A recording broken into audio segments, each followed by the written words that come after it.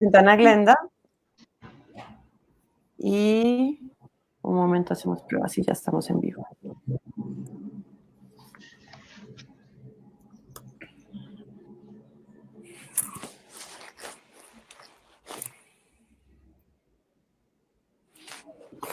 A ver.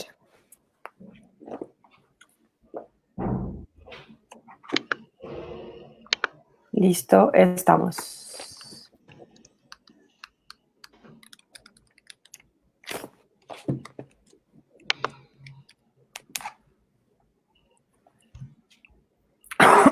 Bueno, buenas tardes a todos y a todas. Hoy tenemos el cuarto círculo Artemisas, un espacio de conversaciones y reflexiones en tiempos de COVID, pero también en clave de futuro y en clave de cómo podemos entender y mejorar las relaciones democráticas, las relaciones de poder y llevar a cabo unos espacios de reflexión sobre distintos temas. Sí, nos han acompañado durante estos cuatro círculos. En el primero de ellos hablamos sobre cuidado, cómo el cuidado y cómo la economía del cuidado se estaba poniendo sobre evidencia más que nunca en la balanza y en la agenda del tema de COVID, cómo las mujeres particularmente estaban más expuestas a los riesgos asociados al COVID por ser parte del 70% de las personas que están vinculadas al sistema de salud, cómo al interior de los hogares se estaba viendo por primera vez un espacio que nunca había sido ocupado por hombres y que lleva a unas preguntas interesantes en clave de entender cómo se formula un sistema integral de cuidados. Hablamos sobre el incremento de tiempo que se había producido en este momento en temas de cuidado. La segunda conversación la tuvimos sobre las representaciones de la mujer en la cultura y aquí respondimos e hicimos un poco el análisis sobre cómo es representada la mujer desde los noticieros, desde revistas como Soho, desde revistas como Don Juan, desde revistas que además sacan un montón de artículos que hacen análisis sobre cómo vive una mujer su cuerpo, cómo vive una mujer una experiencia sexual o incluso cómo vive su sexualidad.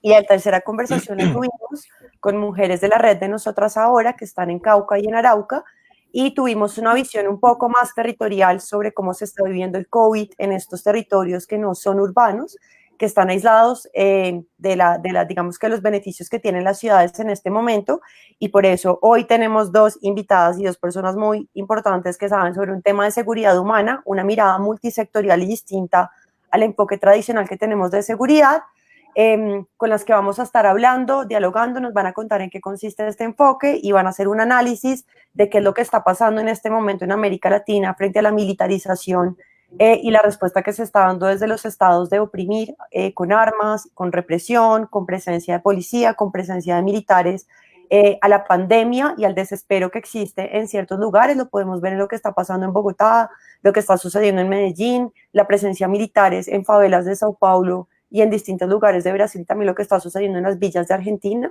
Entonces le doy la bienvenida a nuestras y a nuestro invitado, Ana Glenda y Nicolás.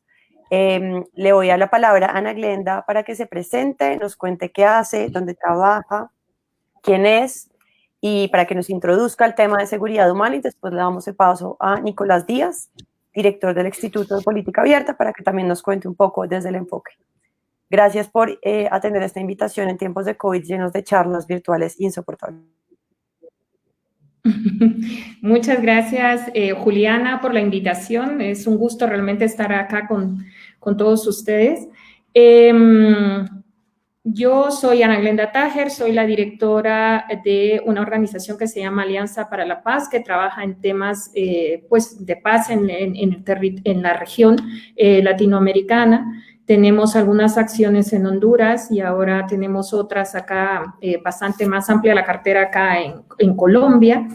Y ahora con los temas de COVID, pues estamos viendo cómo incluso redefinir muchos de los programas que hemos venido haciendo. Hemos trabajado mucho en temas de violencia asociada con jóvenes, temas con policía, también con fuerzas militares, en temas sobre todo de redefinición de los marcos de seguridad y cómo repensar la seguridad desde una seguridad más tradicional a lo que podría ser la seguridad humana o los miles de nombres y adjetivos que muchas veces se le pone a la seguridad. Si quieren, para empezar y entrar un poco en materia, pues me gustaría empezar hablando cuál es la importancia de la seguridad humana, más allá de las críticas que también pueden existir. La seguridad humana, pues el centro lo tiene en las personas. Ellos son como el foco del análisis y consecuentemente se consideran que las condiciones que amenazan la sobrevivencia o los medios de vida y dignidad de las personas es realmente lo que importa. No importa tanto la defensa del Estado como tradicionalmente se hacía en América Latina, sobre todo en la época de las dictaduras donde se trabajó mucho en cómo una doctrina de seguridad nacional que podía defender más la existencia del Estado y muchas veces por encima de los mismos habitantes de ese Estado, o sea, los ciudadanos, ¿no? Entonces era como que fuera un Estado en abstracto. La importancia con la seguridad humana, que viene un poco el debate, más a raíz de hasta 1994, pero antes ya había una serie de debates con todas las transiciones que se hicieron del autoritarismo a la democracia en América Latina, para empezar a hablar de cómo estos marcos tenían que cambiar y que ahora debía de enfocarse pues todo el objetivo de la seguridad en la defensa de los ciudadanos independientemente de las instituciones como tal. O sea, el peso ya no eran las instituciones, sino que eran los ciudadanos. O sea, una visión más antropocéntrica y no estatocéntrica como era anteriormente. Ese es un poco como el foco.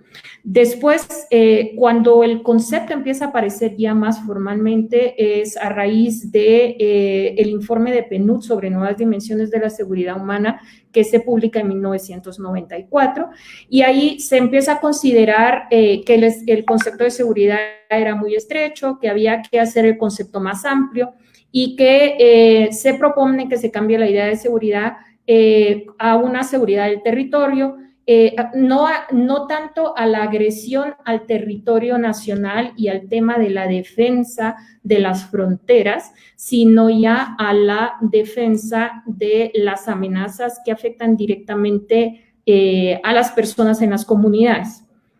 En ese sentido, se empieza a ver el concepto más amplio, haciéndosele énfasis en que al hablar de seguridad de las personas tenemos que hablar de seguridad económica, de seguridad alimentaria, de seguridad sanitaria. Si solo cuento estas tres que ya van y las relaciono con el COVID, creo que es importante relacionar estas tres dimensiones de la seguridad humana con este contexto, porque las medidas de la cuarentena han aumentado los riesgos, el riesgo alimentario de muchas personas que ya estaban en vulnerabilidad anteriormente y que además ahora esto pues las pone en una situación todavía pues más grave. Y esto, el debate ha girado más en torno a confrontar la seguridad económica a veces con la seguridad de las personas o con lo sanitario en lugar de las personas. Y yo creo que cuando hablamos de una seguridad humana hablamos de una seguridad integral.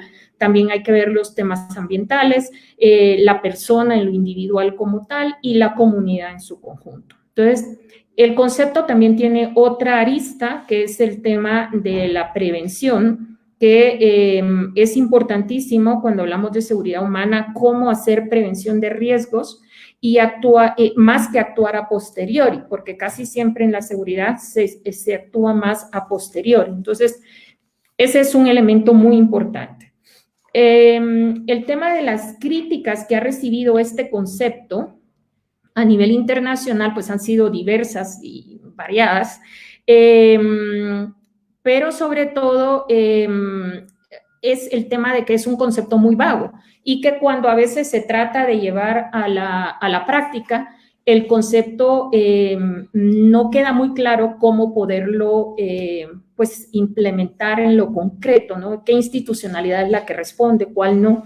Hay un autor que se llama Barry Busan, que creo yo que ha sido quien más ha hecho avances en cómo pensar el aterrizar el concepto y empezar a gradar las amenazas y que dependiendo cómo estén estas amenazas y cómo amenazan a la población en determinado país o región, entonces ver qué institucionalidad del Estado es la que tiene que responder, porque casi siempre se relaciona la seguridad con una respuesta o policial o militar, pero realmente si estamos hablando de una seguridad más ampliada, tenemos que pensar en que la respuesta tiene que venir de muchas instituciones del Estado civiles que no precisamente tienen que ser o policía o fuerzas militares. Entonces, ahí es, creo, donde a veces la vaguedad del concepto ha hecho que haya mucho debate internacional para ver realmente si lo aceptan. Hay quienes han dicho, no, mejor no hablamos de seguridad humana, hablamos de seguridad multidimensional. Otros que hablamos de, pues, se les pone distintos apellidos a la seguridad. Pero creo que en este caso, para nosotros, lo que sería importante analizar es qué estamos entendiendo por la seguridad, las amenazas, los riesgos, las vulnerabilidades que afectan a la población y cómo poder responder de mejor manera como estados, no solo desde una perspectiva militar o policial, sino desde una perspectiva integral en la que todos tienen que pensar en el bienestar de la población. En este sentido,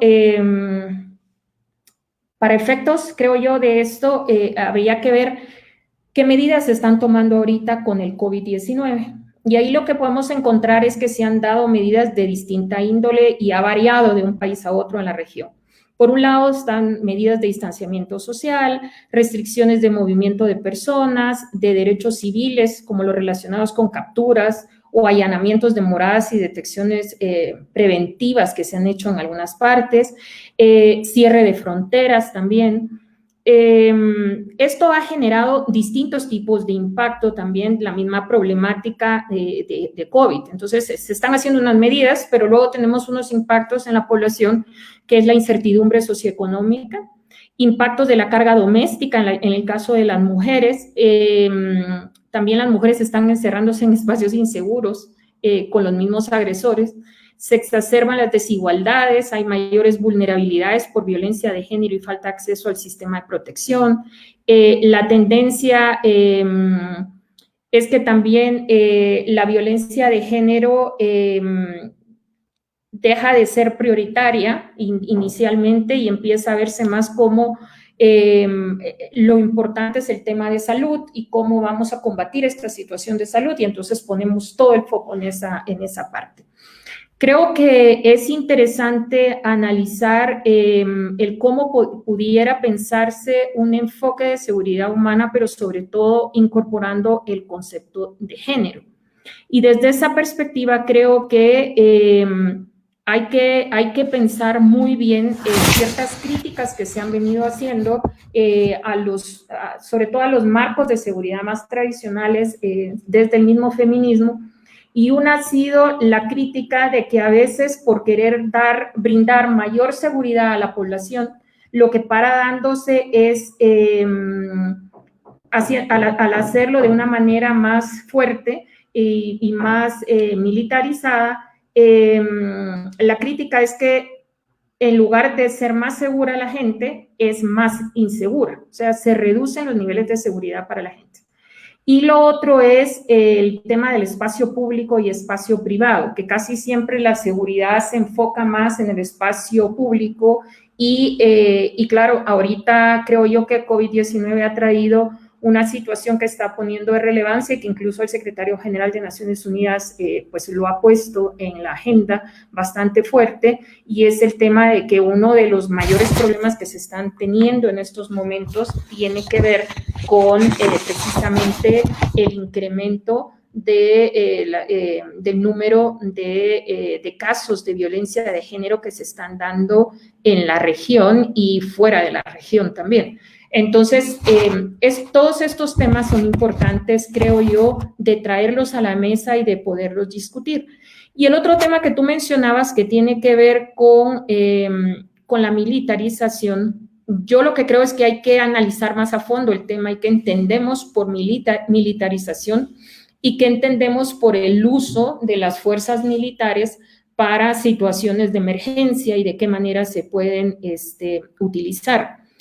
Hay casos, creo yo, en la región donde hay preocupación porque, primero, habría que preguntarse por qué tienen que ser los militares los que protagonizan en un tema de salud pública. Esa es una.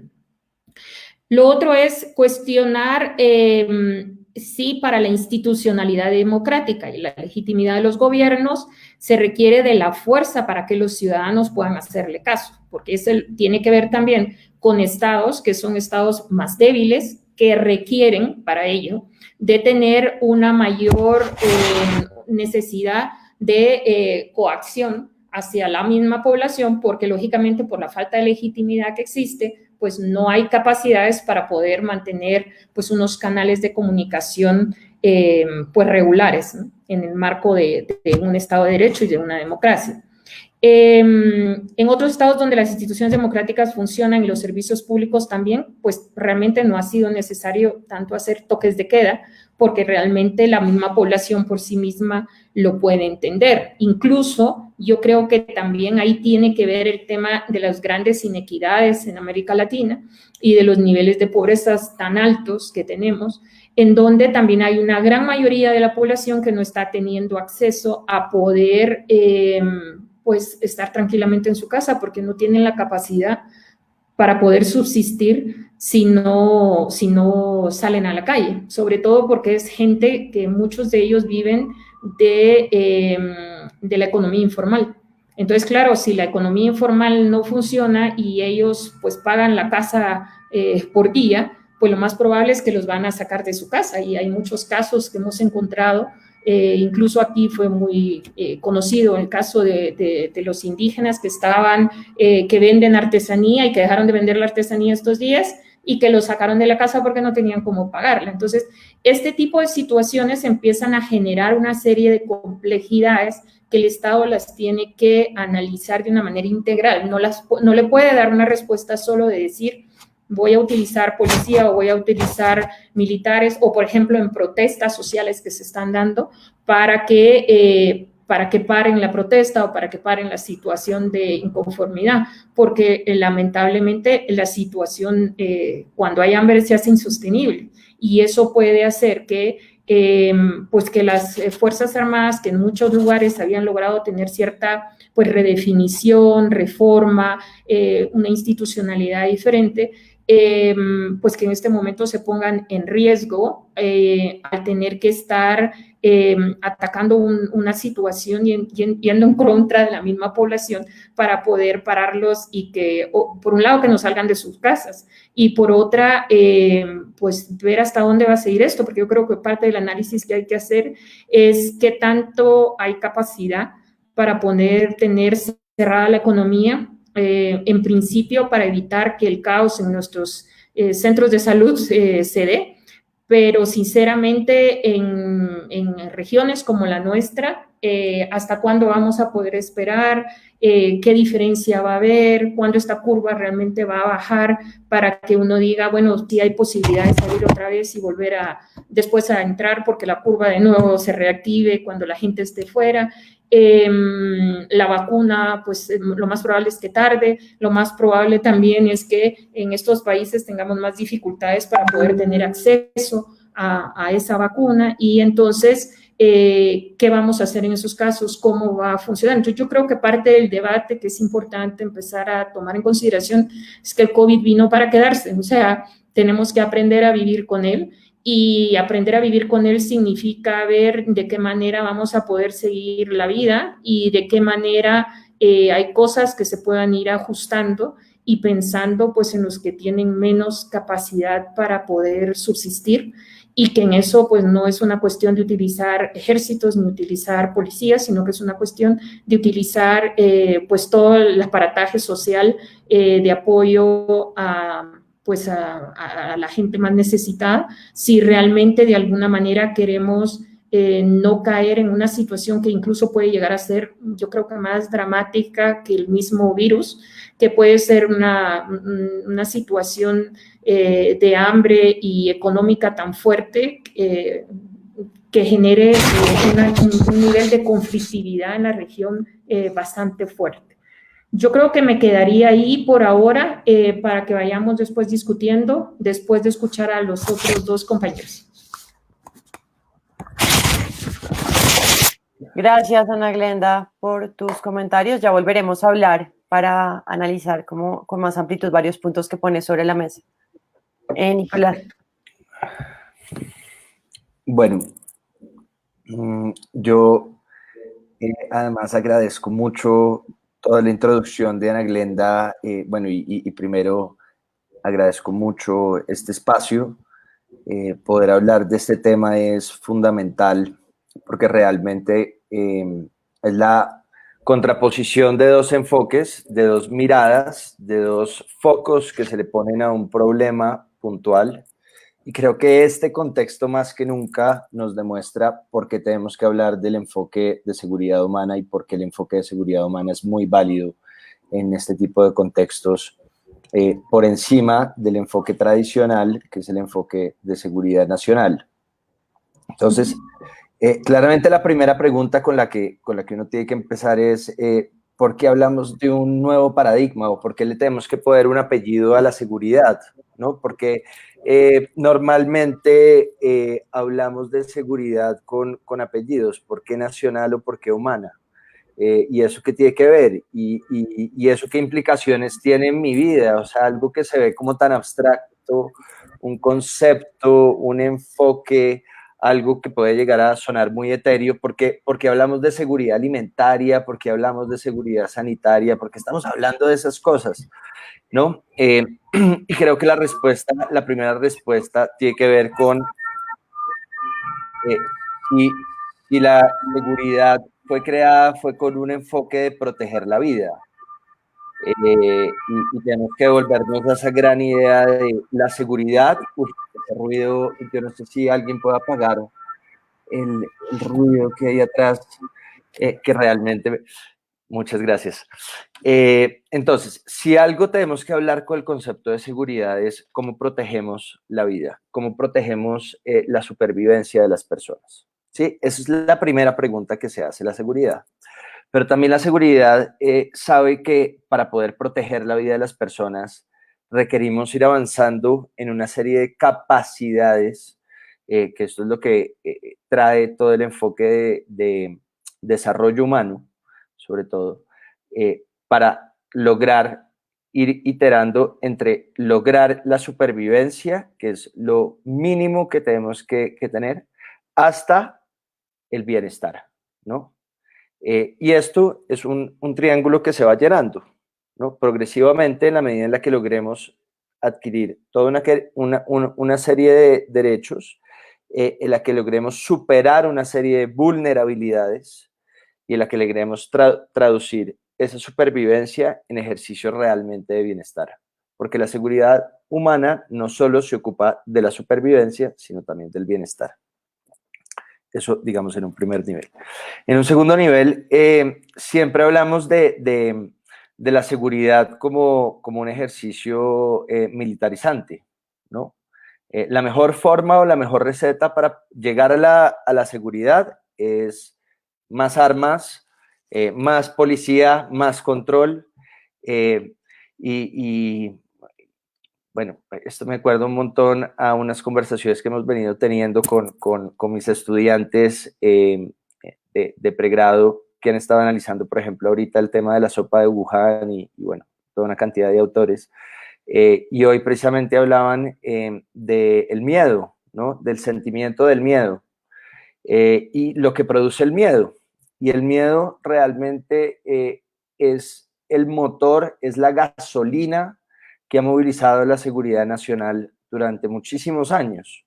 Incluso es el motor que nos lleva a plantearnos contratos sociales también para estar más seguros entre nosotros, que nos llevan a plantearnos construir megaestados, ¿no? Grandes leviatanes, y justifican el Estado, incluso a veces se justifica el Estado por encima de la vida humana, porque nos da miedo, ¿no? Entonces es chistoso, ¿no? Justificamos al Estado porque tenemos miedo y necesitamos el control, necesitamos que todo esté completamente controlado, que la vida y todos los aspectos de la vida estén completamente controlados, segurizados, completamente vigilados, porque es la única forma en la que nos sentimos seguros, nos sentimos con calma.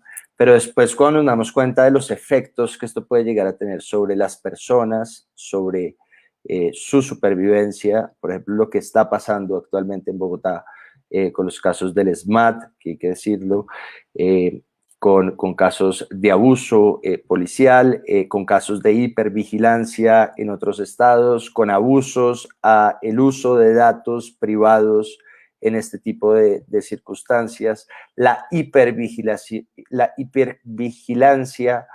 activa de los estados para mantener un control se justifica precisamente en el miedo. Y en verdad lo que nos lleva después, cuando uno se lleva a preguntar qué es lo que nos lleva a superar el miedo, es la solidaridad y es la confianza en el otro, y no la militarización, que produce más miedo y más desconfianza, y ejercicios de pronto que nos llevan a preguntarnos seriamente si en verdad la receta la tuviéramos desarrollada, y este es el gran debate que se da no solo en el sector de la seguridad. De hecho, este enfoque, y hay que decirlo, tiene que ver con unos debates que se dan incluso desde la teoría de las relaciones internacionales, ¿no? Desde el debate entre el realismo y el idealismo político. Y uno lo puede remontar desde esa época, ¿no? Desde la creación de la Sociedad de las Naciones para regular un sistema internacional después de la Primera Guerra Mundial, frente a un realismo político. Y cuando hablo por realismo político no es que esté hablando de la realidad política o no, sino del enfoque de la teoría de las relaciones internacionales, que lo que dice precisamente es que el sistema internacional es anárquico y que la única forma de garantizar la supervivencia y la vida de las personas, y la única forma de proteger la vida de las personas, es mediante el uso de las armas, lo cual es irónico porque las armas son la causa número 1 de las muertes violentas en el mundo, que el uso de las armas es lo que va a garantizar el derecho a la vida, y que imponiéndose y mostrando que uno tiene más poder militar va a justificar y va a garantizar que no te ataquen. Y que los únicos riesgos que podemos tener en la vida se reducen a un ataque militar. Y lo que vemos y lo que va a decir la seguridad humana con muchísima experiencia, incluso lo viene, y si uno rescata, por ejemplo, debates dentro de las relaciones internacionales y debates, incluso discursos, por ejemplo, de Kennedy, por allá en los 70s, uno va a ver que él habla de la libertad del miedo, de la libertad de las inseguridades y la libertad, algo que él dice, freedom from want, la libertad del bienestar sería una forma de traducirlo, pero lo que él diría sería como ese desarrollo humano, que después se materializaría con el enfoque de desarrollo humano de Amartya Sen, y después el enfoque de capacidades, que además dialoga mucho con este enfoque, que además promueve muy activamente Martha Nussbaum. Yo acá quiero hacer un punto, y es, quiero hablar de dos autoras, porque normalmente este enfoque se conoce mucho desde el diálogo que tuvo Amartya Sen con Ulaq, y ahí hay dos cosas que me interesan reseñar. Lo primero es que Ulaq, mientras que es un pakistaní, ya no vive, pero tuvo un diálogo muy intenso con Amartya Sen durante toda su vida, y son realmente los que popularizaron y los que lograron acuñar todo lo que implica el enfoque de seguridad humana, que yo creo que Ana Glenda dio unos elementos maravillosos para empezar a trabajar el diálogo. Pero sí quiero rescatar una frase de Ulaq, que es muy valiosa, que dice: la seguridad humana se expresa con un niño que no muere, con una enfermedad que no se difunde, ding, ding, ding, ding, ding, un empleo que no se elimina, una tensión étnica que no explota en violencia, un disidente que no es silenciado políticamente. Esto para ver un poco cómo sería el impacto en distintos sectores y en distintos tipos de poblaciones frente a la supervivencia y a la vida, ¿no? Cualquiera de estas personas o cualquiera de estos momentos que yo estoy retratando acá, el niño, el disidente que no fue silenciado, la enfermedad que no fue propagada, precisamente son los riesgos multisectoriales que aborda el enfoque de seguridad humana, y él lo traduce en una forma muy coloquial, digamos, y me gusta decir mucho esta frase, porque normalmente uno cuando dice, cuando le hablan del enfoque de seguridad humana, dice que es toda esa información, que es toda esa complejidad, y sin duda es un enfoque demasiado complejo, no es un enfoque simple, es un enfoque que no tiene unas recetas únicas, como sí lo tiene la seguridad nacional. La seguridad nacional dice la única forma de resolver un problema como es, muestre los dientes, saque la capacidad militar, muestre cuántas armas tiene y de esa forma usted se va a proteger. Esa es la única forma de prevención, ¿no? Para que no lo ataquen. Muestre los dientes. Es la única capacidad de prevención que tienen, pero no le está diciendo al país cómo prepararse, por ejemplo, para tener ventiladores que necesitamos hoy en día, ¿no? No le está diciendo al país cómo prepararse frente a temas de violencia doméstica, claves hoy en día, ¿sí? Y esas preguntas sí se las hace la seguridad humana, ¿sí? No se las hace la seguridad nacional. Y entonces ahí es donde los teóricos, los académicos, por fin le dicen a los tomadores de decisión, si ve todo lo que yo le dije, que yo tenía razón, pues en este momento tengo la razón, ¿sí?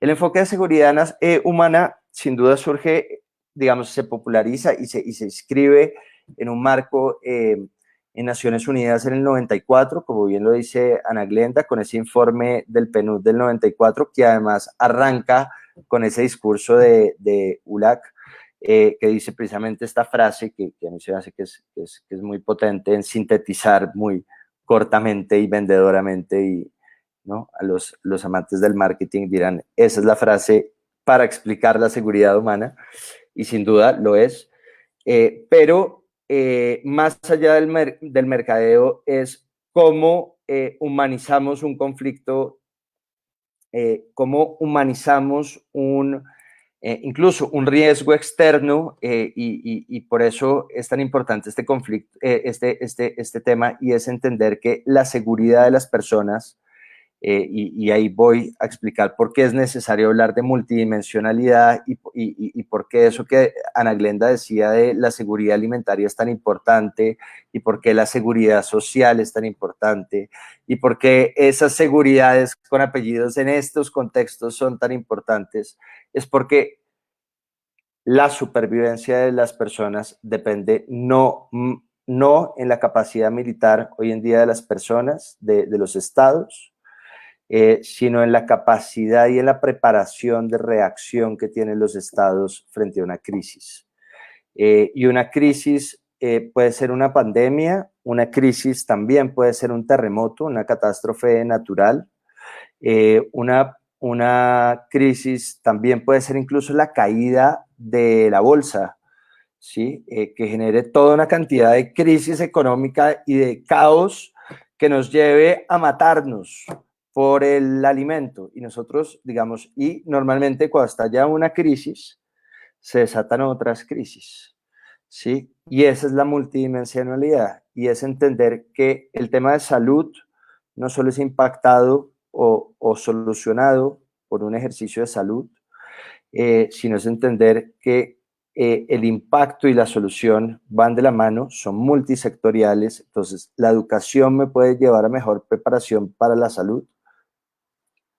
Lógico, en estos casos, en este momento, evidente, necesario, obvio, y lo dice la seguridad humana. Cómo trabajar frente a los más vulnerables primero, y primero, digamos, priorizar en ese triángulo que yo les decía, primero llenar a los que necesitan la supervivencia y después sí hablar de bienestar, y priorizar y entonces todos los ejercicios, y en eso lo han materializado mucho, y por eso hablaba de Sharbanu Tadbahash y Shenoy, que son dos mujeres que desde India y Pakistán que trabajaron mucho, bueno, y también desde Sharbanu es iraní. De hecho, le escribí, le dije que iba a estar en esto. Hoy en día, en este momento ya vive en Francia, me dijo, va a estar por la noche, pero mañana voy a ver el Facebook Live. Entonces, me encanta que pueda ver esto, entiende español. Ella es de una región muy cercana a Irán, y ha trabajado derechos de mujeres y derechos humanos desde Naciones Unidas toda su vida. Tiene un gran libro sobre seguridad humana y habla precisamente de todas las críticas que hay. Uno de los grandes críticos que yo tengo que decir de este enfoque, y de pronto el crítico que se ha hecho más famoso, se llama Roland Paris, que también hay que hablar de eso, y el libro de Shenoy y de Sharbanutat Bajas, que fue mi profesora, mi docente en Francia, a la que quiero dar todo el crédito de todo lo que sé en este tema, y que hace parte del Centro de Seguridad Humana en Oslo y en Sciences Po, en el Instituto de Estudios Políticos de París, y también a Hitomi Kubo, que actualmente trabaja en el Secretariado y en la Comisión de Seguridad Humana de las Naciones Unidas y ha sido una de las grandes promotoras del tema de seguridad humana dentro de las Naciones Unidas, y han sido, bueno, mis dos docentes de este tema, y las dos trabajan frente a las críticas que plantea Roland Paris frente al enfoque, que dice que es muy amplio, que es muy poco aplicable, que es muy difícil de implementar. Yo creo que, de hecho, podemos hacer preguntas y dejo acá como el tema abierto, no para entrar en ese tema porque me puedo quedar hablando, y más bien abro la discusión frente a la operacionalización de ese enfoque que se ve muy abstracto, pero sintetizar con varias cosas. Lo primero es que es un enfoque que se alimenta de el enfoque de derechos humanos, y soluciona todos los problemas que tiene el enfoque de derechos humanos. De hecho, a la gran mayoría de las personas que trabajan el tema de derechos humanos, y yo le hago críticas sobre el enfoque, casi siempre me dicen, no, pero es que eso lo solucionamos. Entonces les digo, sí, claro, pero es que eso ya es seguridad humana, no es derechos humanos, ¿no? Porque tiene estas, y si quieren sobre eso también podemos hablar mucho sobre las relaciones que hay entre enfoques, entre el de seguridad humana, el de desarrollo humano, que alimenta mucho el ejercicio, y sin duda el enfoque de seguridad tradicional, que es el que alimenta todo el tema, sobre todo de supervivencia. Dos, preguntarse para quién la seguridad. Lo explicó muy bien Ana Glenda, la seguridad no es para el Estado, sino para las personas, porque el Estado no siente, no llora, no sufre. El Estado es un artificio de los seres humanos que lo creamos para vivir mejor, no para vivir peor, y no para desmejorar la calidad de la vida de las personas. Esa es una gran pregunta. El ¿para quién? ¿Para qué la seguridad? Entonces, los de la seguridad nacional van a decir para la legitimidad, la soberanía, el control del Estado. Lo que va a decir la seguridad humana es precisamente para lograr los tres enfoques, ¿no? Entonces, para llegar a la supervivencia, que es el de la seguridad tradicional, que además tiene que ver con la invitación que mandó Juliana, tiene que ver con la dignidad, que tiene que ver con todo el enfoque de derechos humanos, y tiene que ver con el bienestar, que ya es el estado máximo, que es el enfoque de desarrollo humano, y es cómo se desarrollan capacidades para eso. No actúa de arriba hacia abajo, como siempre ha actuado el enfoque de seguridad nacional, que es estado-céntrico. El Estado es el único actor que interesa en el sistema internacional y en el sistema local, es el único actor que importa, actúa de arriba hacia abajo, mientras que el enfoque de seguridad humana es llenar las capacidades de las personas, y eso implica ejercicios de abajo hacia arriba con incentivos, y de abajo hacia arriba con ejercicios activos de la población civil en fortalecimiento de capacidades y lo que llaman empoderamiento, o en algunos casos resiliencia o resistencia frente a grandes opresiones. El enfoque de seguridad nacional es unisectorial, es decir, solo se piensa de su sector para su sector. El enfoque de seguridad humana es multidimensional y mira la importancia que tiene, los impactos que tiene un sector con otro, la salud con la educación con la seguridad, la confianza con el sistema democrático. Bueno, hay toda una cantidad de relaciones entre 7 sectores que se identifican dentro de la seguridad humana, que tienen mucho que ver con esos apellidos de seguridad social, seguridad alimentaria y demás.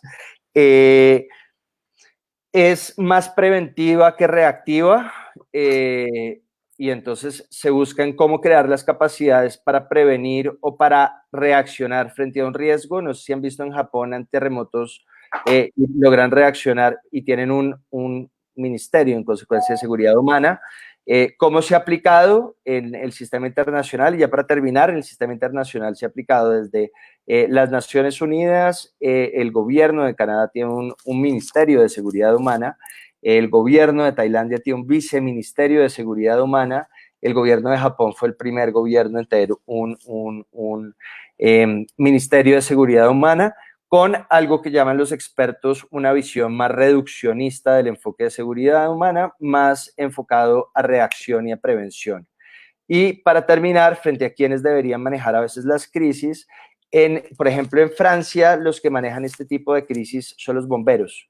¿Por qué? Porque tienen un trato y una cercanía con la población civil y una confianza y legitimidad, que era algo que estaba hablando Ana Glenda, que se me hace esencial, porque son los que pueden llegar a las casas a solucionar problemas cotidianos sin meterse digamos, en lo prohibitorio y en la imposición y demás. Dejo por ahí muchos cabos sueltos, pero bueno, Bueno, gracias, Ana Glenda, gracias, Nicolás, por los puntos que ponen. Y bueno, primero quiero saludar a las personas que se han ido conectando. Tenemos a personas que están conectadas desde Puerto Tejada, Cauca, desde Arauca, desde la costa Caribe, tenemos a personas en Medellín. Y vamos a iniciar esta conversación con una pregunta que nos hace Daniela. Y también les voy a pedir que por favor me envíen por WhatsApp, por el grupo, los nombres de los autores y a las autoras que han mencionado, para publicarlos de una vez en esto y también contarles que cada uno de estos círculos va a tener unas memorias que estarán condensadas en clave de perspectiva futuro para las personas que nos están sintonizando. Entonces empezamos con la pregunta de Daniela. Daniela nos pregunta si la tendencia a crear estados de excepción como únicas formas de gobierno en este momento y cómo se puede imaginar un estado de emergencia que cuide a sus ciudadanos sin tener que limitar sus derechos. Yo creo que sobre este punto es importante un poco abordar la necesidad y por qué se están creando estados de excepción y frente a la pregunta y varios elementos que van saliendo de la conversación y de los puntos y de las tocadas como que da Ana Glenda y Nicolás. Primero, como quiénes mandan y quiénes deberían manejar la crisis y quiénes las están manejando en el mundo en este momento. Yo creo que en Colombia las está manejando la empresa privada, la ANDI, cuando sale en la rueda de prensa del presidente Duque, pues deja mucho que decir. Y por otro lado, también la humanización que se da a los medios de comunicación, a las estructuras que son las que controlan, digamos, la economía en este momento. Y frente a eso, quiero decir algo que Nicolás decía, como el Estado no siente, no llora y no sufre, pero los medios de comunicación están humanizando a estructuras como las bolsas de valores, que de repente las bolsas de valores sienten nervios, tienen miedo, están enamoradas y asusta un poco esta humanización de, ok, si las bolsas de valores están asustadas, ¿por qué no la ciudadanía? Y no a la población de Ciudad Bolívar o de La Hoja que han Claro, porque a la gente de Ciudad Bolívar y de La Hoja le piden que responda con decencia del hambre, pues porque si uno tiene hambre, pues porque sale a la calle a marchar y a protestar, sí puede responder de otras formas que sean más pacíficas, pero la bolsa de valores sí tiene derecho a estar asustada y a estar nerviosa por lo que está pasando en este momento. Entonces, como esta perspectiva integral creo que es muy, muy necesaria en este momento y por eso ustedes están invitados a este espacio, porque el COVID como una enfermedad que desafortunadamente en América Latina se controlará cuando haya una vacuna, porque pues cuarentena en América Latina con los niveles de desigualdad en Colombia, que es el país más desigual de América Latina, pues es como complejo imaginarnos estados de cuarentena que sean respetados y la verdad sería bastante autoritario exigirle a la gente que se quede en sus casas, militarizada, que es lo que hacen los estados opresores y violentadores de las democracias. Pero por otro lado, enfocar mucho el tema frente a los impactos que tiene este enfoque de seguridad tradicional en la vida de las mujeres. ¿Qué pasa cuando las ciudades están militarizadas? ¿Qué pasa cuando el tema de migración se maneja desde una visión de cierro las fronteras, militarizo, como si esto eliminara, por ejemplo, las redes de tráfico de personas, ¿no? O como si eliminara los riesgos o el desespero que pueden sentir personas en Venezuela y mujeres en Venezuela para dejar de migrar y recurrir más bien a vías informales e ilegales para el manejo de este tema. Pero también si nos vamos a las relaciones de poder y a las relaciones internacionales que lo pone Ana Glenda y que lo pone Nicolás sobre la mesa, pues hay un tema que si lo llevamos de lo micro a lo macro, el miedo es lo que domina en este momento y pareciera que esos estados de excepción no vienen solamente desde los estados como una política de gobierno, sino que viene de la ciudadanía exigiéndole a sus estados que los proteja, que militarice, que por favor los vigile, a ver si se puede controlar el COVID, y de alguna forma se exige y se le pide al Estado que viole derechos humanos, si de esa forma yo puedo evitar cómo contagiarme del virus. Y ahí retomo un comentario que hace Andrea Mora, hola Andre, y dice como la solidaridad y la confianza son claves, pero cómo manejar la violencia que genera el hambre y que además agrava por la no confianza que hay del Estado con la ciudadanía. Entonces, el miedo lo llevamos a lo micro y es, tengo miedo de contagiarme, entonces como no me quiero contagiar, la verdad como que no me importa que me vigilen. No sé si aquí hay personas que hayan descargado la aplicación de Corona, pero pues le estamos diciendo al Estado si nos sentimos bien o nos sentimos mal, o sea, les falta poner, me siento triste, llámame por favor, déjame como un mensajito de texto. Pero por otro lado también, como una visión y ya como que abro la conversación a cómo ven ustedes la respuesta que se está dando de los estados, donde no hay una respuesta a las causas estructurales de la desigualdad, sino seguimos reaccionando y seguimos teniendo unas propuestas que son más reactivas que propositivas.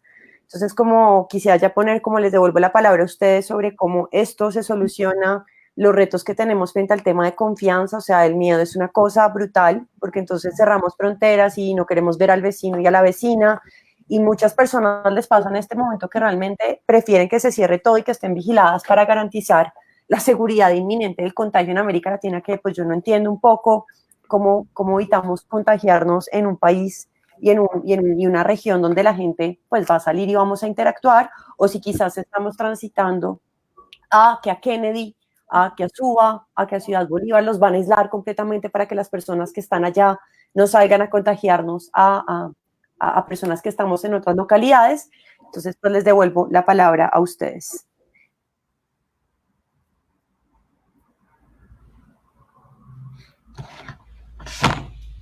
Tal vez ahí, Juliana, yo creo que es importante en las preguntas que tú haces de cuál es la respuesta de los estados. Y de hecho, tú misma decías al inicio, estados de excepción. O sea, prácticamente esa ha sido la mayor respuesta. La segunda respuesta ha sido un poco ante la demanda social y ante los problemas sociales. Creo que la respuesta ha sido un poco más favorecer al sector privado para un poco tratar de evitar que la economía sufra demasiado y que entonces las cosas puedan seguir y lo que siempre se dice, vuelva todo a la normalidad, porque ese es un poco lo que se maneja. Y todos creemos que vamos a estar unos días encerrados, pero que después volvemos a la normalidad. Entonces, claro, yo creo que lo que hay que empezar es saber que esa normalidad de la que se habla, pues es normalidad para algunos, no normalidad para todos. Hay gente que no ha estado en esa normalidad nunca y que en estos momentos todavía la situación se les vuelve más agobiante. Entonces, ¿qué va a pasar con el hecho de que la normalidad no va a llegar y que todos tenemos que volver a la calle, y que todos tenemos que seguir adelante y que todos tenemos que empezar a pensar formas, creo yo, más innovadoras de cómo reaccionar a esta situación con un virus pues que está afectando, ¿no? El tercero es que creo que en términos de salud, pues también se ha hecho muy poco en cuanto a cómo dar una respuesta más efectiva a toda esta gente que pues generalmente no tiene acceso a la salud. Entonces, claro, hay ciertos hospitales, ciertos lugares, pero en general la gran mayoría pues no tienen acceso a salud. Y los que sí tienen cierto acceso a salud, el gran problema que yo encuentro es que los mismos médicos se están quejando de la poca inversión que hay para poderles dar pues los suministros que necesitan para poder tener mayor seguridad y atender de mejor manera la crisis. O sea, yo recuerdo que vi, no estoy segura en el porcentaje, pero que más o menos un 4% creo de médicos estaban infectados ya en el caso colombiano. Entonces, uno dice, realmente, si del total de los infectados ya hay un 4% que son médicos, pues las condiciones de seguridad que se les está brindando pues son muy escasas, porque realmente es bastante alto. Es cierto que ellos están como en la primera línea de atención a las personas que están enfermas, pero ¿de qué manera se puede hacer? Luego, creo que en la región vemos situaciones más dramáticas, como en lugares como lo que pasó en Guayaquil, por ejemplo, en Ecuador, que yo creo que fue bastante chocante, o al menos para mí fue un shock el ver cómo ni siquiera estaba la capacidad del Estado para poder atender el nivel de mortandad y poder ayudar a las personas a que pudieran enterrar a sus familiares que habían muerto por la enfermedad. Entonces se volvió una crisis, que incluso era una crisis que afectaba a los que estaban bien, porque sinceramente prácticamente no sabían qué hacer con la persona muerta y la pagaban sacando a tirar a la puerta, ¿no? Entonces creo que esas imágenes fueron bastante pues impresionantes de ver la falta de capacidad como estados para prever que si viene una situación de estas características, pues lo mínimo es que se tiene que dar una atención y se tiene que hacer una movilización inmediata de cómo va a funcionar si las personas empiezan a morir, a dónde tienen que ir, si no van a haber cuestiones de defunción, qué es lo que se va a hacer. Ahora, ante ello, yo creo que tú planteabas en general, el cómo están reaccionando los estados. Yo creo que todos están reaccionando de manera diferente, pues unos mejor que otros, pero en general, pues yo estaba leyendo el otro día un artículo que a nivel mundial, las líderes que han reaccionado mejor a las crisis han sido mujeres, y daban el caso de Nueva Zelanda, el caso de la misma Angela Merkel en Alemania, daban el caso de Finlandia, y lo que comentaban era que estaban respondiendo de mejor manera, de una manera más empática también, y reaccionando más cercanos a su... Alemania, por ejemplo, es uno de los países con mayor número de personas infectadas y tiene 50 muertos. Ahora, si uno trae la realidad, América Latina es como no vamos a tener esa cantidad de muertos, no somos Alemania, es súper chévere que nos cuenten esas noticias, pero no es nuestra realidad, ¿no? No va a pasar en América Latina, pero creo que sí es interesante ver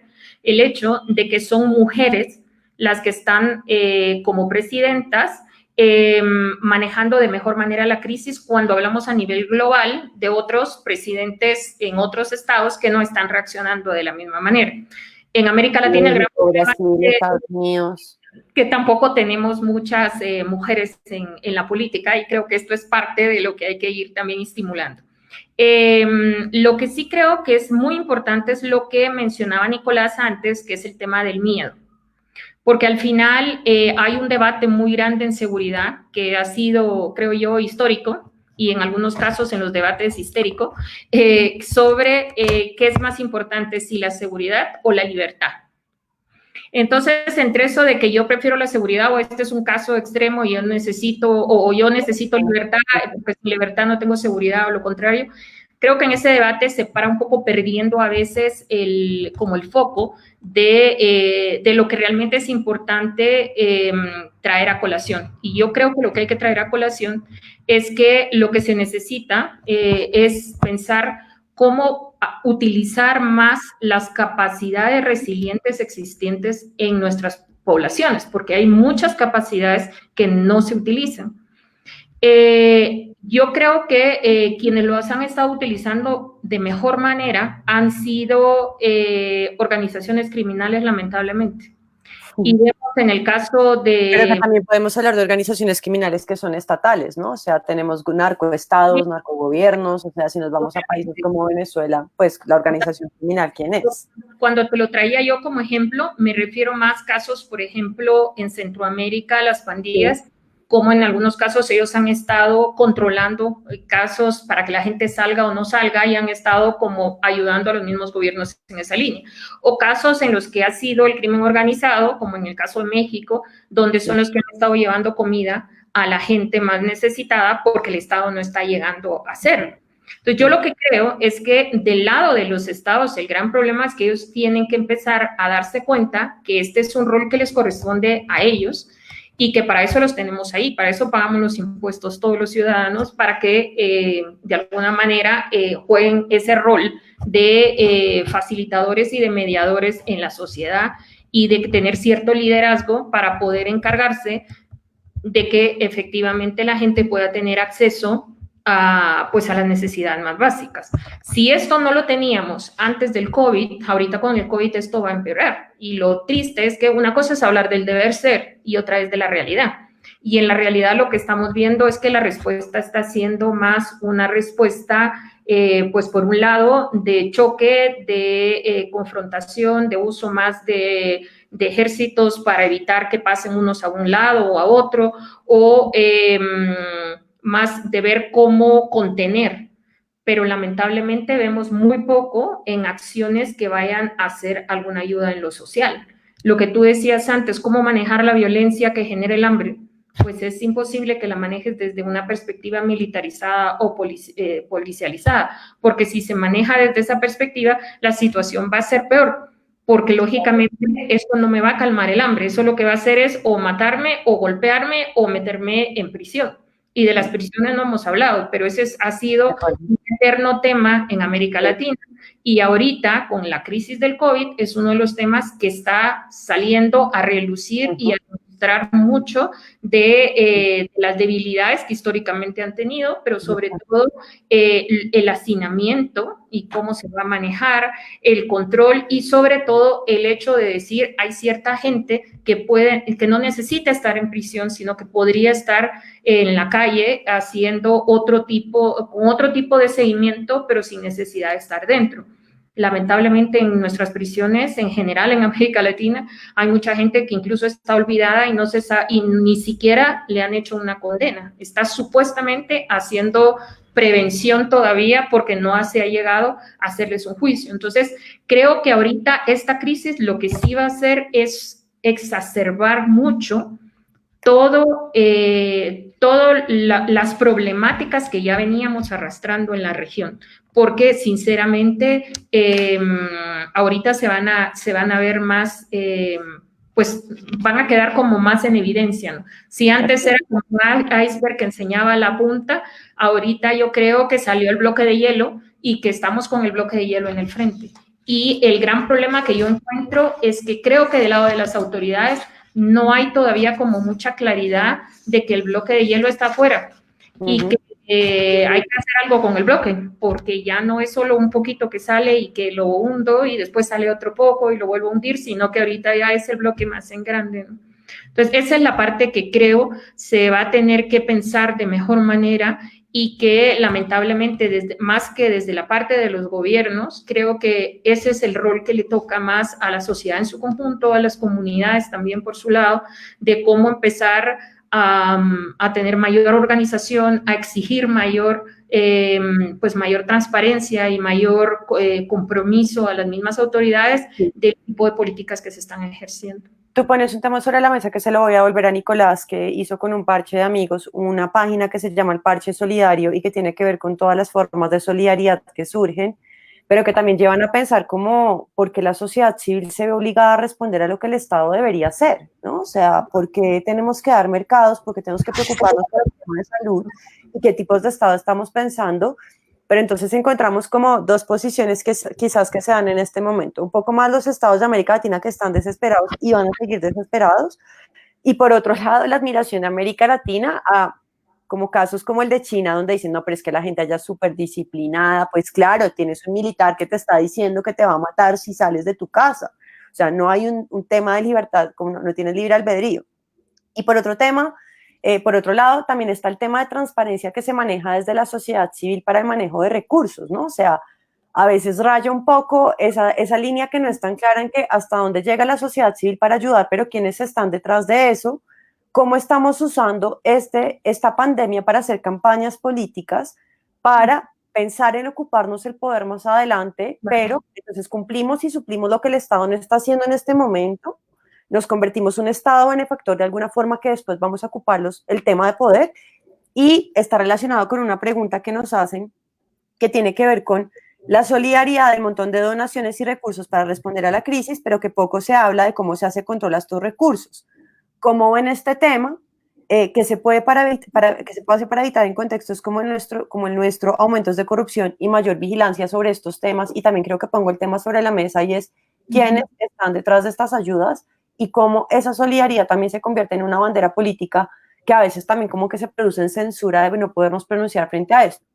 Palabra a Nicolás para que lo aborde un poco desde la visión de los estados, de la China vigilante, bla, bla, bla, y de los estados ausentes que llevan a que la sociedad civil tenga que responder y que además uno se sienta culpable de no poder salvar el mundo.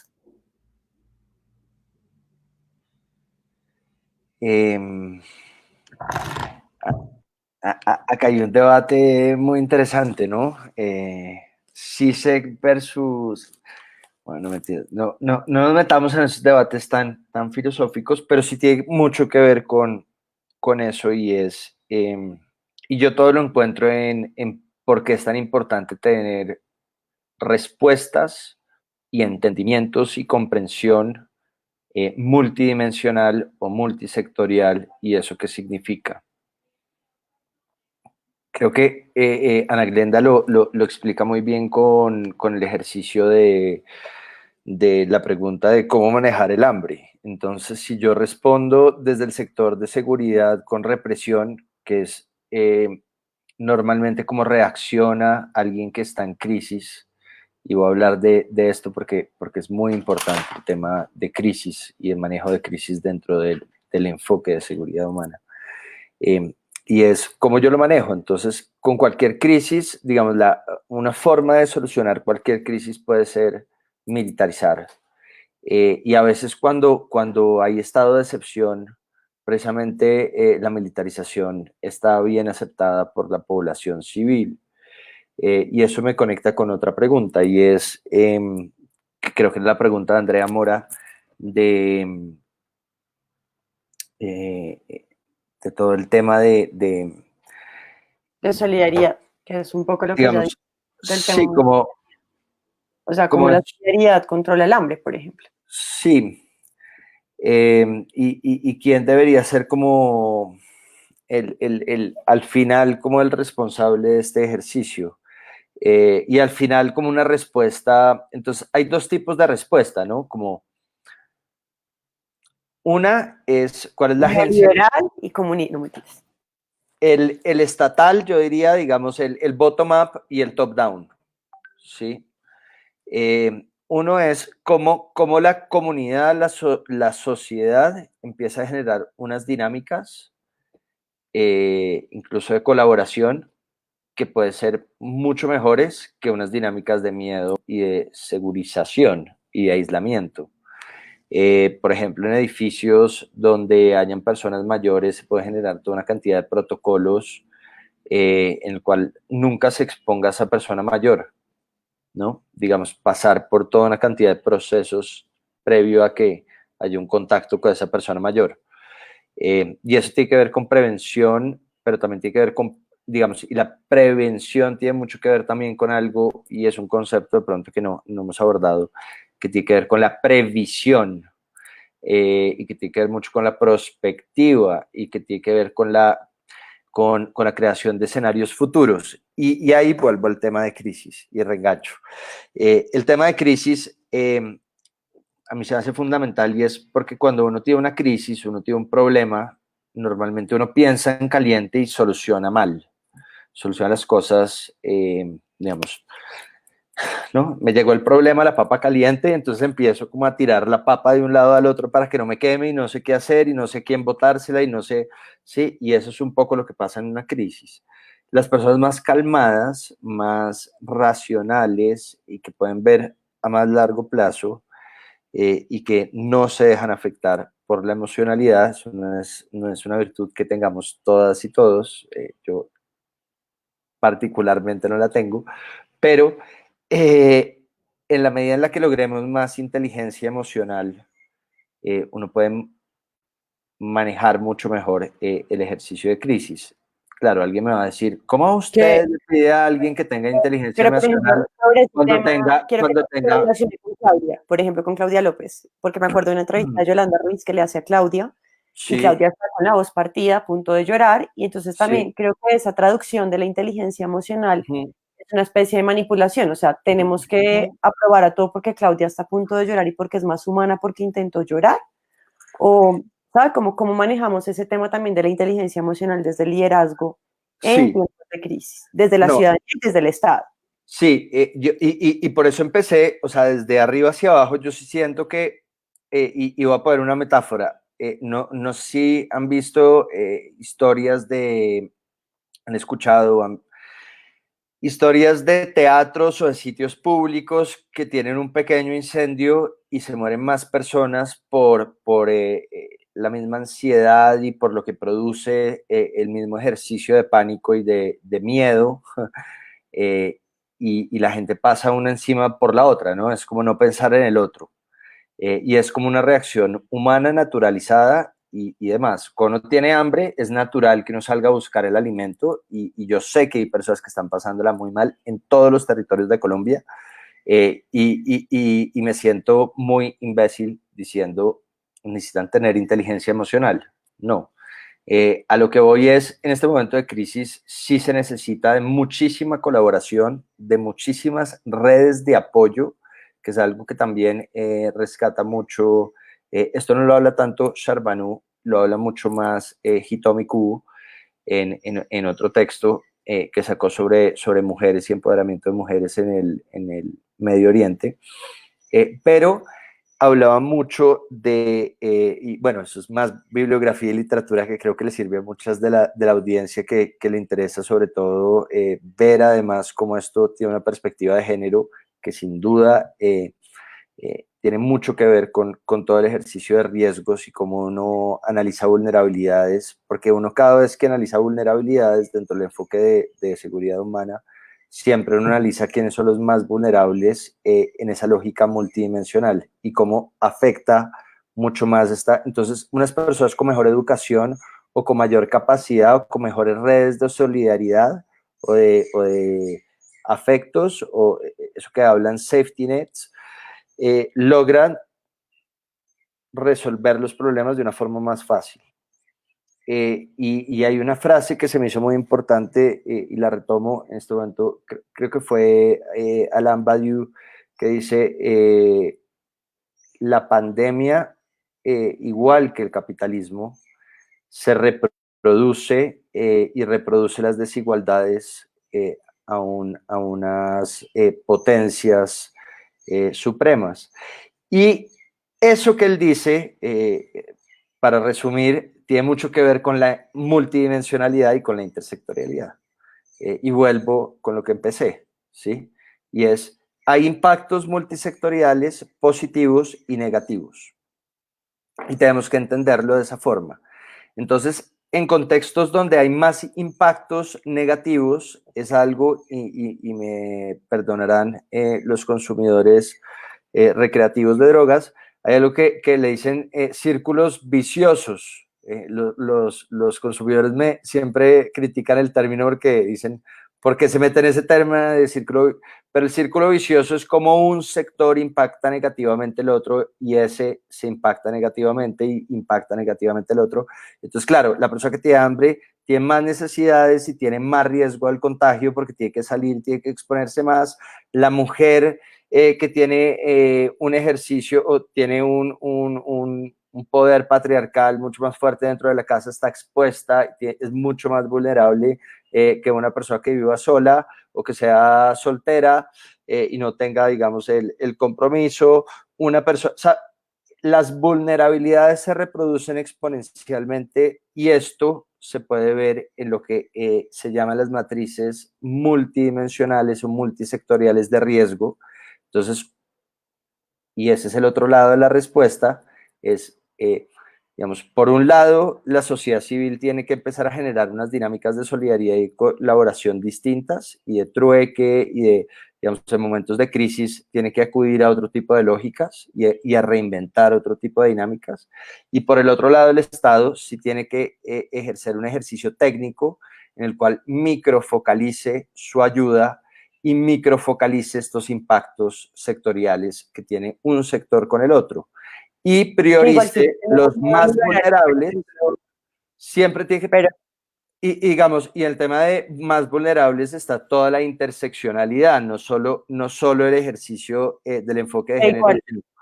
Frente a ese tema específicamente, porque creo que esa es una reflexión que hay que dar en este momento y que la pregunta la hace también una persona se llama, Vanessa Martínez, Mariela Castillo, de cómo podemos ayudar a nuestros trabajadores y a que la situación mejore. También siento que hay un peligro muy importante en este momento en quitarle la responsabilidad al Estado por promover el ejercicio de solidaridad. Bueno. Y Judith Butler es muy clara, y creo que el modelo neoliberal es muy claro en evidenciar que las transformaciones, y si nos vamos a la lucha ambiental, que también pasa por un tema de seguridad humana en este momento, no sirve de nada que a nivel individual nos transformemos si el Estado no se transforma, porque sigue siendo una lógica individual, ¿no? Entonces yo ahora me convierto en una persona súper saludable y ahora llamo a todos los mercados orgánicos, que es lo que está pasando en este momento, les comparto la lista de mercados orgánicos y usen productos ecológicos y dejen de consumir ropa de segunda, y caemos en el error de pensar que por esas transformaciones individuales que sí tienen un impacto en el mundo, se transforma el modelo que no soluciona, que no haya redistribución de riqueza, que no soluciona las pobrezas y que además pone en evidencia, que también es como otro tema que traigo acá sobre la mesa, y es la globalización. ¿En qué momentos? Ya con la crisis del ébola y con la crisis de otros virus y de otras pandemias, pues habíamos aprendido de vainas. Sabíamos que teníamos que tener datos como puestos sobre el tema de género. Sabíamos que había una atención distinta para las mujeres, porque eran las que estaban encargadas en temas de cuidado. Sabíamos que no se podía controlar una pandemia de esa magnitud porque ya lo había puesto la crisis del ébola en el 2014 y en el 2016. Y también teníamos claro que la brecha salarial, que las mujeres no ocuparan espacios de poder, pues iba a tener un impacto. Entonces, como ahí donde está el tema de la globalización y de esta comunidad internacional solidaria, por un lado.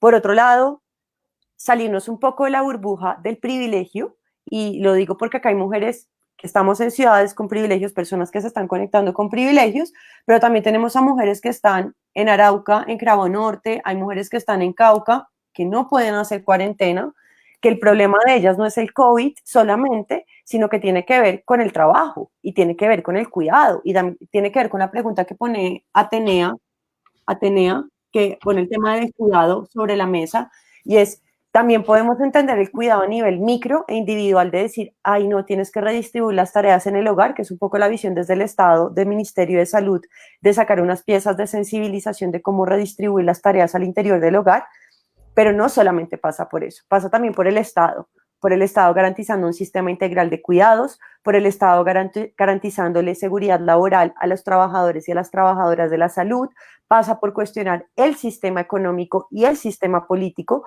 pasa por cuestionar un montón de cosas que son las que ustedes están planteando y que quizás sí me parece como importante la importancia de focalizar el rol que tiene el Estado más allá del individuo. Nos sirven los cambios individuales y tú, Ana Glenda, pues lo ponías sobre la mesa de la importancia del Estado en una forma que no sea reactiva, sino que también se piense en futuro, y esta es una crisis que nos lleva a pensarnos en futuro, o quizás repetiremos la historia del ébola y seremos la generación del COVID en otra conversación en 20 años donde se hable de todo lo malo que se hizo y de lo que no aprendimos acá. Pero tal vez ahí, Juliana, a mí sí me gustaría que pensemos un poco, bueno, yo creo que se están planteando varias cosas. Una es cómo pensamos la emergencia y cómo pensamos el largo plazo. Porque claro, ante una emergencia tú siempre tienes que responder con acciones muy concretas que atiendan esa situación para que esa situación no empeore.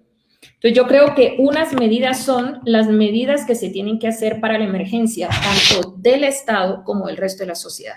Y creo que en emergencia el Estado es el mismo exactamente que había antes del día que empezó el COVID a entrar en este país. Es exactamente el mismo Estado.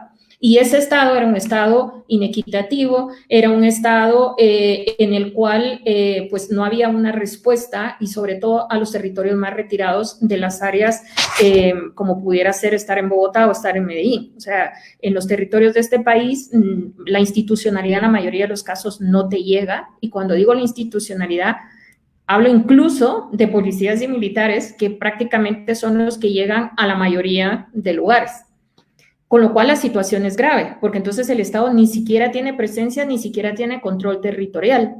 ¿Eso qué quiere decir? Quiere decir que si ese Estado era un Estado débil en la respuesta a su misma ciudadanía en muchas de estas áreas, pues en una situación de crisis, la situación todavía es más desbordante y todavía es peor, porque claro, ahí todo sale pues más fuerte.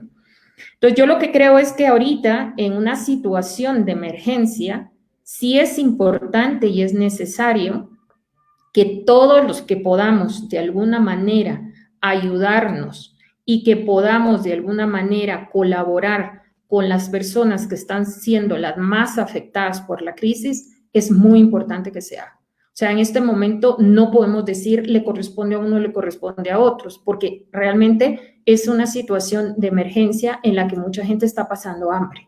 Entonces, creo que sí es necesario ponerle atención de que en la emergencia cualquier ayuda que se haga va a ser necesaria, va a ser importante. ¿Cuál es el problema que yo veo? Más allá de la ayuda que uno puede dar desde lo más personal, si tú quieres, o algunas empresas que lo puedan hacer desde su propia perspectiva y que tengan la capacidad para hacerlo, la mayoría de la ayuda que hay aquí, que ha habido históricamente en Colombia, por ejemplo, en materia de cooperación internacional, en estos momentos se va a ver bastante afectada. Porque lógicamente en estos momentos no es que esto esté afectando a Colombia o que esté afectando a Perú o a Ecuador o a Centroamérica. En estos momentos esto está afectando a todo el mundo. Entonces, claro, si tú tienes que priorizar y eres un país europeo que siempre ha dado ayuda al desarrollo y ahorita tienen que priorizar y en la priorización tienen que ver con su propia ciudadanía primero, pues lógicamente las cantidades que pueden dar hacia afuera, porque la situación está difícil en su país, va a ser dar menos hacia afuera. Y por otro lado, tú tienes que hay muchísima gente de este país, de Centroamérica, de Ecuador, de Venezuela, que son población migrante que ha vivido en países del primer mundo, como Estados Unidos o países europeos, y que desde ahí enviaban una serie de remesas para ayudar a sus propias familias. ¿Qué va a pasar en estos momentos? En estos momentos, estas personas no van a poder seguir apoyando con remesas a sus familias, porque realmente no hay posibilidad tampoco en estos países, porque la mayoría van a perder el trabajo. Entonces, eso te va a generar un nivel más fuerte de la gente que de alguna manera tenía esa ayuda antes y ahora no tiene ni esa ayuda ni tampoco tiene posibilidad de trabajo. Entonces, la situación es aún más caótica. Y ante esa situación yo creo que lo que hay que ver es cómo unir fuerzas y ahí sí debiera de ser unirse fuerzas entre el mismo Estado, unirse fuerzas con sociedad civil, fuerzas con sector privado, con medios de comunicación, utilizar a las mismas Fuerzas Armadas para, de alguna manera, pedirles que colaboren, no con una cuestión de protagonismo ni de militarizar, sino de cómo pueden colaborar con los civiles para llegar a áreas donde los civiles no están llegando y para donde se pueda hacer unas acciones en las que podamos nosotros dar una respuesta pues más integral y de una manera en la cual la gente pueda tener al menos algo, porque mi preocupación es que la situación todavía está empezando, pero esto va a ser todavía peor. Entonces, ese es el temor que me da cuando lo veo. Entonces, yo creo que ahorita, más allá de los debates de a quién le toca o no le toca, es qué tanto podemos presionar al Estado para que responda como tiene que responder y que los temas no se vayan también en temas de corrupción, porque en América Latina hay muchos países donde ya se empezó a hablar que el entrar a hacer acciones de emergencia ha servido para que puedan hacer acciones de corrupción y entonces en lugar de que lo que se está comprando llegue a la gente que tiene que llegar, pues está llegando a los bolsillos de 2 o 3 personas. Entonces, claro, esa parte de alguna manera también tiene que haber una sociedad civil que esté auditando, más allá de que estemos encerrados de alguna manera muchos y que por esa razón tampoco haya tantas posibilidades de presión por los mismos medios de comunicación de estar tan cercanos como podían estar cuando no había esta situación de pandemia. Gracias, Ana Glenda, por esas tus visiones. Nico, y para que vayamos finalizando, antes de lo que va a decir, le voy a hacer una pregunta que le están escribiendo, pero le preguntan si dentro de la seguridad humana, el cuidado de la economía de los estados, de la seguridad del modelo de estado, está por encima del cuidado individualizado de lo humano. Es decir, en algún momento se puede llegar a una frontera de aceptación de sacrificios de muchos por el bien de pocos. Ahí les dejo como la pregunta y si quieren vamos cerrando. Si las personas que nos están viendo tienen más preguntas, quieren profundizar, les vamos a enviar la bibliografía de los temas que se están dando y vamos a tener como 2 preguntas más y cerramos. Nico. Es una pregunta central dentro de tanto del enfoque como dentro de las mismas dinámicas que se tienen dentro de la seguridad. No sé si todo el mundo se ha visto Doctor Strangelove, o El Doctor Insólito, que es una película de Kubrick, y básicamente toca un tema que es central, y es, hay una persona que tiene que, digamos, es la persona que recibe la llamada del teléfono rojo para oprimir un botón, y ese botón rojo es básicamente lanzar una bomba nuclear a otro estado. Y ese es el dilema precisamente que se plantea esa persona cuando está en esa situación. Y es, yo obedezco, y esto va a garantizar que mi estado va a ser más fuerte y va a garantizar que el estado va a ser insuperable y no sé, va a sobrevivir muchos años, va a garantizar de pronto esto como una consecuencia multisectorial y multidimensional, que mi familia va a vivir mejor durante mucho tiempo después, entonces por eso lo estoy haciendo. Digamos, hay toda una cantidad de raciocinios frente a por qué obedecer o por qué no. Lo que diría la seguridad humana es, no hay ninguna vida que no pese más que ningún Estado. Por eso es seguridad humana y no seguridad nacional. Y me devuelve a dos preguntas que tienen mucho que ver con lo que estaba hablando Ana Glenda y que se me hace muy importante todo lo que está relacionando. Y es, nos hicimos la pregunta de la seguridad para quién, pero también nos tenemos que hacer siempre la pregunta de la seguridad por quién. Y esto la Seguridad Nacional siempre dijo, la seguridad tiene que ser ejercida por el Estado, por los actores armados, por las fuerzas estatales, por la burocracia, y solo debe ser capitalizada políticamente también por la burocracia, por el Estado, porque lo que más importa es el Estado.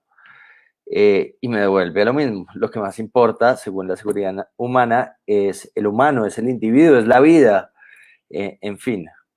Y entonces también las personas que deben agenciar la seguridad tienen que ser los humanos, que claro, podemos estar en fuerzas militares, somos humanos también, podemos estar en la burocracia, somos humanos también, podemos estar en el sector privado, somos humanos, en sectores sin ánimo de lucro, como estamos nosotros, por ejemplo, Ana Glenda también está dentro del mismo parche. Pero básicamente nosotros desde la sociedad civil, ¿cuál es nuestro rol dentro del ejercicio? Y por eso hablamos de capacidad y agencia, y por eso hablamos que la seguridad no simplemente se ejerce de arriba hacia abajo, es decir, desde el Estado hacia los individuos, sino desde los individuos también, incluso hacia el Estado. Y ahí entonces entro en otros debates. El empoderamiento de los ciudadanos para lograr también solucionar sus problemas, o también para exigirle al Estado, o también para no depender netamente del Estado, o también para no ser un actor más que le tenga que ceder el poder al Estado para poder garantizar sus necesidades básicas, que eso es importante dentro del ejercicio de cuál es la transparencia dentro de lo que se está dando dentro de los mercados y tal, que es mercadeo político y que realmente debería hacerse de una forma en la cual se agencie la supervivencia de las personas y el bienestar. Y eso tiene que pasar por todos los actores de la sociedad civil. Si no nos metemos todos los y esto lo dice mucho Mujica, sobre todo con otros temas, pero él dice mucho, si toda la población no se mete a solucionar los problemas de lo público, si lo público no se devuelve a lo público, la cagamos, dice él. En uruguayo yo lo imito muy mal. Pero básicamente lo que le está diciendo es eso, sí es, las grandes crisis requieren de soluciones también multiactor. Y eso también tiene mucho que ver con innovación pública y tiene muchísimo que ver con gobierno abierto. Y es cómo la gente se involucra dentro de las soluciones públicas y cómo lo público se devuelve a lo público. Y cómo todos solucionamos un problema de lo público. Y cómo el que está bien le pasa la latica al que está mal. Y entonces, obviamente, y en esto quiero ser muy claro frente a la intervención anterior, y es, Yo no le estoy pidiendo solidaridad, o yo no le estoy pidiendo mejor inteligencia a las personas más vulnerables, se lo estoy pidiendo a las personas que están más tranquilas y que pueden estar más tranquilas en un contexto de crisis, que puedan ayudar a sus más vulnerables. Y eso es fundamental. Dos, hay un gran debate dentro del sistema, que eso también lo trae Juliana y no lo puedo obviar, que es un gran debate, y es, ¿se muere el capitalismo o no se muere el capitalismo? Si se tiene razón o no tiene razón. Y yo creo personalmente que es, y en eso puedo ser un poquito más realista, menos idealista, lamentablemente, en que no, yo siento que el modelo no muere, el modelo económico, y frente a la redistribución de riqueza, que es un tema central que pone Juliana, no quiero que lo dejemos sin tocar. Y es, si hay un ejercicio fundamental que nos tenemos que preguntar frente a la redistribución, y eso pasa por los modelos de economía no centralizada en el mercado, sino centralizada en el Estado. Y aunque no, y eso me devuelve un poquito la respuesta de votamos por China o por Estados Unidos, y entonces yo soy fanático de un modelo del otro, uno versus el otro. Creo que ese debate lo deberíamos superar para solucionar o para superar la crisis. Y sí siento que espérate. Desde ahí, pero quiero poner como un comentario para que vayamos cerrando, pero Alba, sí. que es concejala de Baranoa, habla sobre la estratificación de la pandemia. Ok. Que lo pone sobre el tema de la pandemia, lo mismo el confinamiento para 6 que 1, la pandemia también es traída desde afuera, se exporta, pero termina matando a pobres.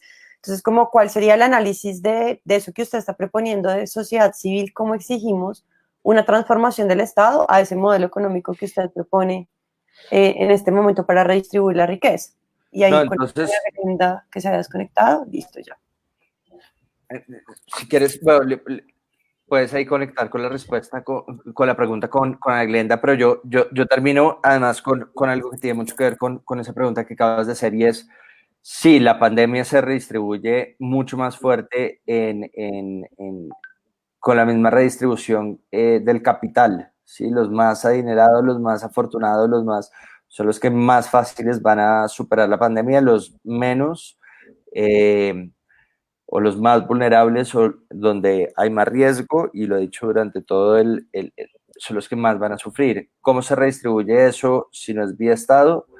Difícil, porque el Estado debería redistribuir este tipo de riquezas. Eso lo hacen, digamos, los países que mejor tienen sistemas de prevención y de preparación para este tema de crisis, y eso nos lleva a replantearnos, sin duda, los modelos estatales.